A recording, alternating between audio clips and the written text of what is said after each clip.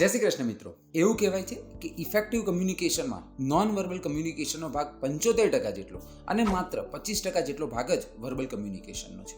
હું છું પ્રોફેસર પુનિત પટેલ અને હવે તમે જોઈ રહ્યા છો પુસ્તકની વાતો આપણી માતૃભાષામાં. આજે હું જે પુસ્તકની વાત કરવાનું છું તે આપણે ઇફેક્ટિવ કમ્યુનિકેશન કેવી રીતે કરી શકીએ તેના પર લખાયેલું ખૂબ જ સુંદર પુસ્તક. હું જે પુસ્તકની વાત કરું છું તે છે how to make people like you in 90 seconds or less by Nicholas Boothman. આ પુસ્તક ખૂબ જ સુંદર પુસ્તક છે. આ પુસ્તક એકાદ અઠવાડિયાની અંદર આપણે વાંચી શકીએ એમ છે. આ પુસ્તકની ગુજરાતી આવૃત્તિ મળતી નથી, પરંતુ અંગ્રેજી આવૃત્તિ ખૂબ જ સરળ છે. જો આ પુસ્તકની વાત કરું તો પુસ્તક એ બાબત પર સમર્થન આપે છે કે કેવી રીતે આપણે ઓછામાં ઓછા સમયમાં એક સારામાં સારું કમ્યુનિકેશન કરી શકીએ. જો આ પુસ્તકની વાત કરું તો પુસ્તકમાં કુલ મળીને 10 પ્રકરણ છે જે 3 ભાગમાં વહેંચવામાં આવે છે. જો આ ભાગની વાત કરું તો પહેલા ભાગમાં લેખક કોન્ટેક્ટની વાત કરે છે કે શા માટે કોન્ટેક્ટની જરૂર છે અને કોન્ટેક્ટ કેવી રીતે સ્થાપિત કરી શકાય. બીજા ભાગમાં લેખક રેપો બિલ્ડિંગ પર વાત કરે છે અને ત્રીજા ભાગમાં લેખક ઇમ્પોર્ટન્સ એન્ડ સિક્રેટ ઓફ કમ્યુનિકેશનની વાત કરે છે. જો પહેલા ભાગની વાત કરું કોન્ટેક્ટ, તો કોન્ટેક્ટમાં લેખક અહીંયા કુલ મળીને 5 અલગ અલગ મહત્વના મુદ્દાની વાત કરે છે. જેમાં પહેલો મુદ્દો છે તે છે એટીટ્યુડ, કે તમારો એટીટ્યુડ કેવો છે એ પણ તમારા કમ્યુનિકેશનમાં બહુ જ મહત્વનો ભાગ ભજવે છે. બીજું છે તમારો ટ્રસ્ટ. તમે તમારો ટ્રસ્ટ આઈ કોન્ટેક્ટથી ડેવલપ કરી શકો એમ છો. જે ત્રીજું છે તે છે સ્માઇલ. સ્માઇલ એક એવું હથિયાર છે કે જે કોઈ પણ સ્પીકરને એક સારા સ્પીકર તરીકે રજૂ કરી શકે એમ છે.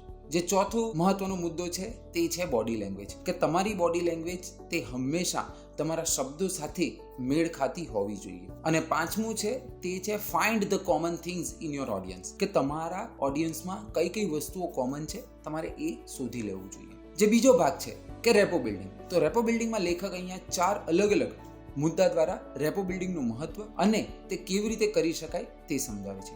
રેપો બિલ્ડિંગના મુખ્યત્વે 3 પ્રકાર હોય છે. પહેલું હોય છે નેચરલ રેપો, બીજું હોય છે રેપો બાય ચાન્સ એન્ડ ત્રીજું છે રેપો બાય ડિઝાઇન. હવે તમારે શોધવું પડે અથવા તમારે નક્કી કરવું પડે કે અહીંયા આપણે રેપો કઈ રીતે સ્થાપિત કરી શકીશું. લેખક અહીંયા એટીટ્યુડની પણ વાત કરે છે કે મુખ્યત્વે 2 પ્રકારના એટીટ્યુડ હોય છે. એક છે યુઝલેસ એટીટ્યુડ અને બીજો છે યુઝફુલ એટીટ્યુડ. તો હંમેશા યુઝફુલ એટીટ્યુડ પર ધ્યાન આપવું જોઈએ. લેખક અહીંયા બોડી લેંગ્વેજની પણ વાત કરે છે, કેમ કે રેપો બિલ્ડિંગ માટે પણ બોડી લેંગ્વેજ એક મહત્વનો ભાગ છે. તો લેખક અહીંયા એવું કહે છે કે હંમેશા તમારી બોડી લેંગ્વેજ તમારા શબ્દોને સમર્થન આપતી હોવી જોઈએ. અને જે ચોથું છે તે લેખક અહીંયા એવું કહે છે કે find the light minded people in your audience, કે તમે તમારી ઓડિયન્સમાં તમારા સાથે મનમેળ કરતા લોકોને શોધી દો અને તેમની સાથે આઈ કોન્ટેક્ટ સ્થાપિત કરો કે જેથી કરીને તમે ખૂબ જ સરળતાથી રેપો બિલ્ડ કરી શકશો. જે ત્રીજો ભાગ છે તે છે સિક્રેટ ઓફ કમ્યુનિકેશન. લેખક અહીંયા ખૂબ જ સુંદર રીતે કેવી રીતે ઓછામાં ઓછા સમયમાં કમ્યુનિકેશન સ્થાપિત કરી શકાય તેના પર વાત કરે છે. લેખક અહીંયા સૌથી પહેલા એવું કહે છે કે હંમેશા તમે તમારો પ્રેઝન્સ ઓફ માઇન્ડનો ઉપયોગ કરો, કેમ કે ઘણી બધી વખતે તમારી પરિસ્થિતિ અલગ હોઈ શકે છે, પરંતુ પ્રેઝન્સ ઓફ માઇન્ડથી તમે કોઈ પણ પરિસ્થિતિ પર ખૂબ જ સરળતાથી કાબુ મેળવી શકો એમ છો. લેખક અહીંયા એવું પણ કહે છે કે હંમેશા તમે તમારી ઓડિયન્સને સાંભળવાનો પ્રયત્ન કરો. ઘણી બધી વખતે તેમના શબ્દોથી, ઘણી બધી વખતે તેમની એક્સપ્રેશન્સથી તમે એને સાંભળવાનો પ્રયત્ન કરો. લેખક અહીંયા એવું પણ કહે છે કે હંમેશા સારામાં સારું કમ્યુનિકેશન કરવા માટે તમને લેટેસ્ટ ન્યૂઝ, લેટેસ્ટ અફેર્સ, જે પણ તાજા સમાચાર છે તે તમને ખબર હોવી જોઈએ, કે જેથી કરીને તમે તમારી વાતને ખૂબ જ સરળતાથી અને વર્તમાન પરિસ્થિતિ સાથે મેળ કરીને રજૂ કરી શકશો. અને જે છેલ્લો પોઈન્ટ છે, લેખક એવું કહે છે કે તમે હંમેશા તમારી વાતને એક વાર્તાની રીતે રજૂ કરો અને તમે તેનો ક્લુ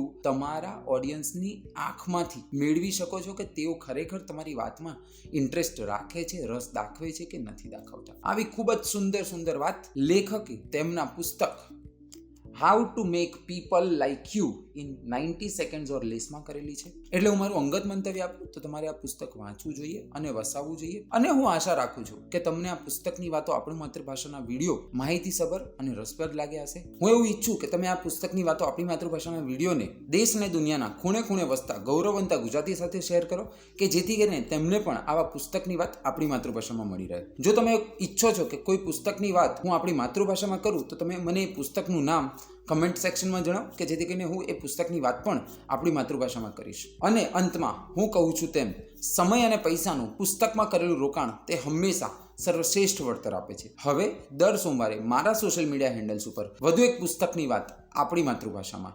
જય જય ગરવી ગુજરાત. જય હિન્દ.